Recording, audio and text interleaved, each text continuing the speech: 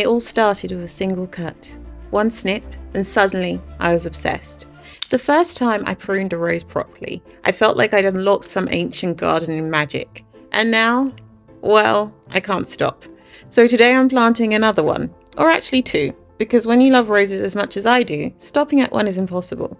Let's get these beauties in the ground. So I went to B&Q for something completely unrelated. You know how it is. But then I saw these roses and well, they had to come home with me. There was no question. It was like they called to me from across the garden centre. And who am I to say no to that kind of fate? And yes, before you say anything, there are 4 here, but that's none of your business right now. We're planting 2 today. The other 2, we'll deal with them later. Anyway, roses need at least 6 hours of sun a day. So I'm planting them around this walkway where they'll get loads of light. Plus, I've spaced them out just right so they'll have good airflow, because as much as I love roses, they do have a tendency to drama if they feel overcrowded.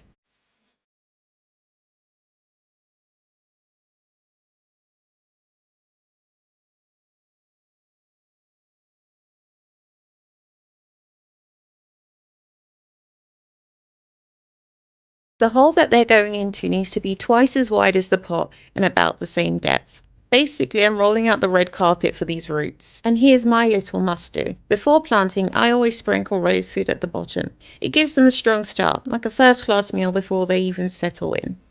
Moment of truth. Getting it out of the pot without a struggle. We've all been there when a plant just refuses to come out. But this one looks ready to move.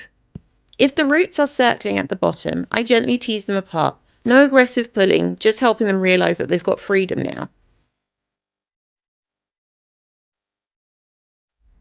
Alright, that's looking good. And now we backfill, nice and steady, tucking them in like they've always belonged here. Like they just woke up one day and thought, yep, this is home now. A little firming down, just enough to say, you're safe here, but not so much that they feel smothered. We want them settled, not suffocated. Oh, hang on, look at this little one. There's this ladybird just waddling along this twig, living its best life. So adorable. It's like nature's tiny seal of approval on today's planting. Good vibes only. And now on to rose number 2. I'm just chopping back whatever this crispy stuff is and giving the roses a little bit more room.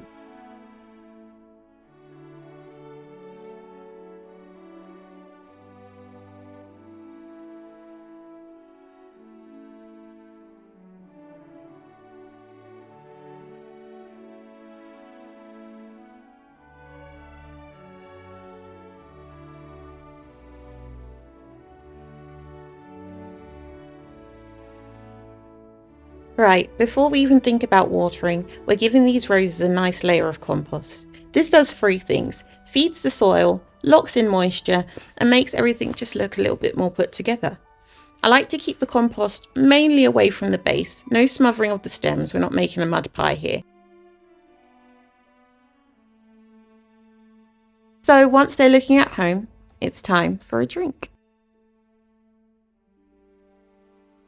I seem to have picked the windiest day possible to plant these out. Classic.